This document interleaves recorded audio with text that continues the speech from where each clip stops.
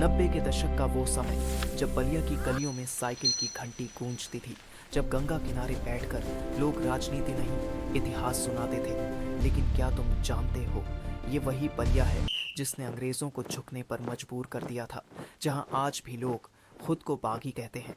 ये कहानी है लड़ाइयों की, विद्रोह की और उस जिद की जिसने एक जिले को इतिहास बना दिया। 1800 के आसपास बलिया एक शांत इलाका था, चारों तरफ हरियाली, गंगा का किनारा और सादगी भरी जिंदगी। लेकिन इस शांति के पीछे एक तूफान पल रहा था। अंग्रेजों का अत्याचार दिन दिन बढ़ता जा रहा था। किसानों से भारी लगान और जरा सी गलती पर सजा। धीरे धीरे लोगों के अंदर गुस्सा जमा होने लगा। गांव की चौपालों में धीमी आवाज में बगावत की बातें होने लगी। और फिर आया 1857, भारत का पहला स्वतंत्रता संग्राम। बलिया भी इस आग से अछूता नहीं रहा। यहाँ के नौजवानों ने हथियार उठा लिए, अंग्रेजों के खिलाफ खुलकर लड़ाई शुरू हो गई। लेकिन न संसाधन थे, न सही नेतृत्व, और यही कमजोरी उन पर भारी पड़ गई। आखिरकार अंग्रेजों ने इस विद्रोह को कुचल दिया। लेकिन बलिया के दिल में आज़ादी की चिंगारी अब हमेशा के लिए जल चुकी थी। समय बीतता गया और फिर एक नाम पूरे देश में गूंजा।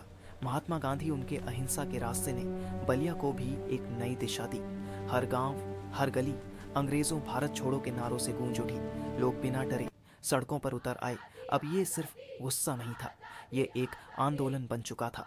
1942 वो साल जिसने बलिया को इतिहास में अमर कर दिया।